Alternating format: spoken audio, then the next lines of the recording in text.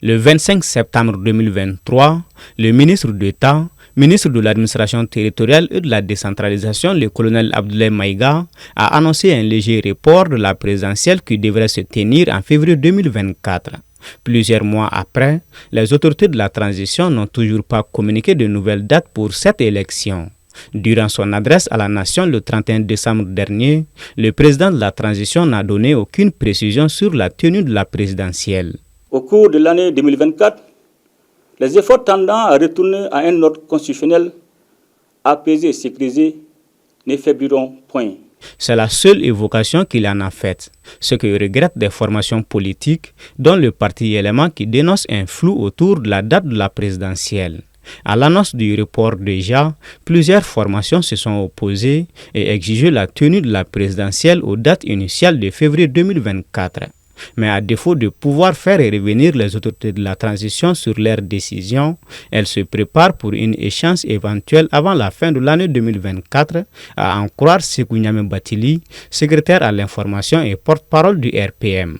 Comme le RPM, le RPDM de Cheikh Modibo Diarra et l'ADEMA sont aussi dans cette même dynamique. Pour Yaya Sangaré, secrétaire général de l'ADEMA, ce report est à la fois un handicap et une opportunité. Il dit, je cite, « Nous pensons qu'il est bon qu'on indique une date pour que nous puissions bien nous préparer parce qu'une élection demande beaucoup de ressources. On ne peut pas se lancer dans une campagne indéfinie. » Fin de citation. La pression politique pourrait donc s'accentuer sur les autorités de la transition, même si certains analystes affirment que la très probable dissolution du parti Sadi, assignée en justice lundi 8 janvier, pourrait refroidir les ardeurs de certaines formations politiques.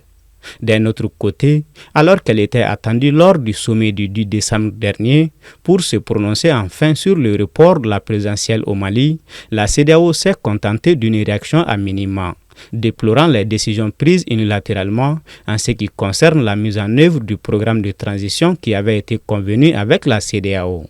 L'organisation sous-régionale, après avoir levé l'interdiction des voyages qui pesait sur certaines hautes autorités maliennes, a aussi décidé d'engager une troïka présidentielle composée des présidents du Bénin, du Nigeria et de la Guinée-Bissau à entreprendre d'urgence des visites au Burkina Faso, en Guinée et au Mali en vue de renouer le dialogue avec ces trois pays pour la mise en œuvre inclusive du programme de transition.